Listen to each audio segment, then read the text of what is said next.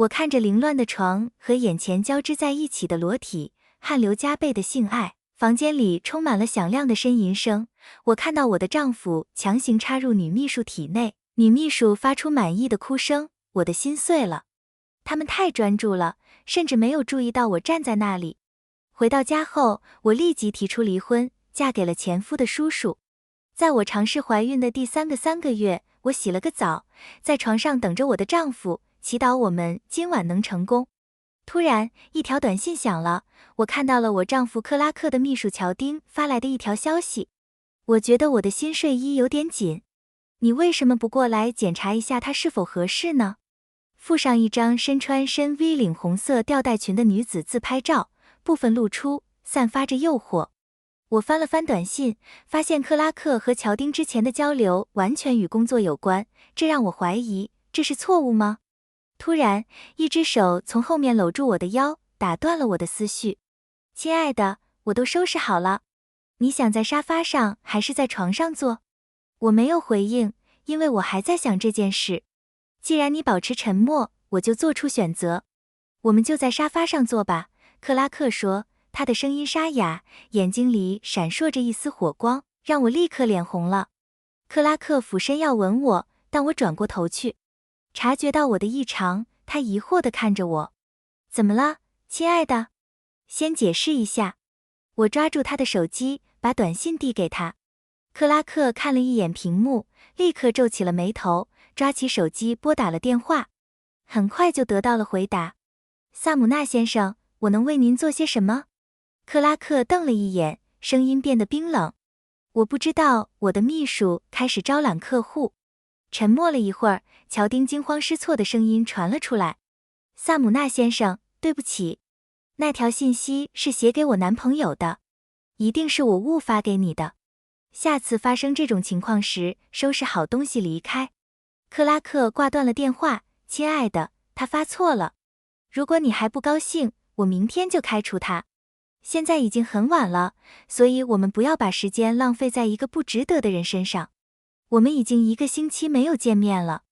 今晚你需要弥补我。今晚我累了。我们明天继续吧。虽然事情已经解决了，但我的情绪也乱了。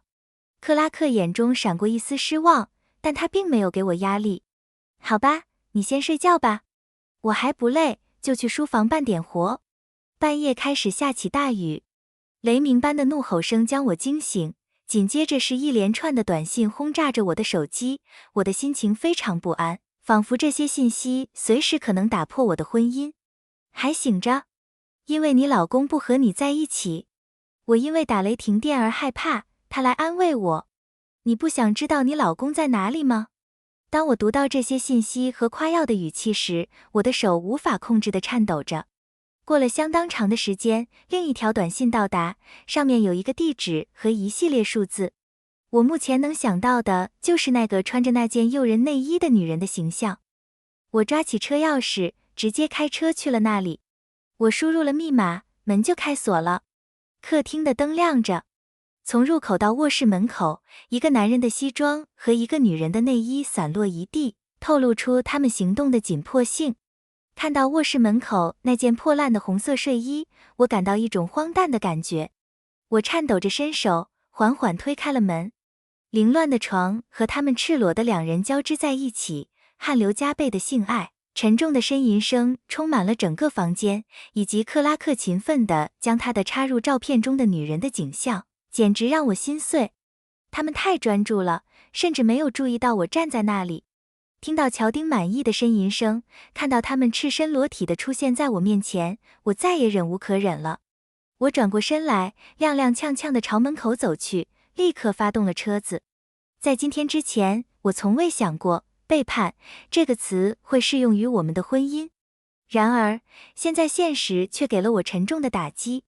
最初的结婚誓言中说，无论多么完美和庄重，仍然无法抵挡人心。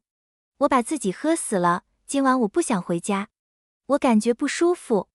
我拿着前台给我的房卡，迷迷糊糊地走到房间门口，试了试门上的卡，没有听到哔哔声，正要推门，门突然打开了。我愣住了。我还没反应过来，一只大手就把我拉进了黑暗的房间。门砰的一声关上，挡住了走廊的光线。我被压在门上，一个男人滚烫的呼吸贴在我的耳边，让我浑身发抖。熟悉的松树香味充斥着我的感官，但还没等我认出他，我就感觉到他嘴唇在我身上的温暖。他不再亲吻我，咯咯地笑了起来。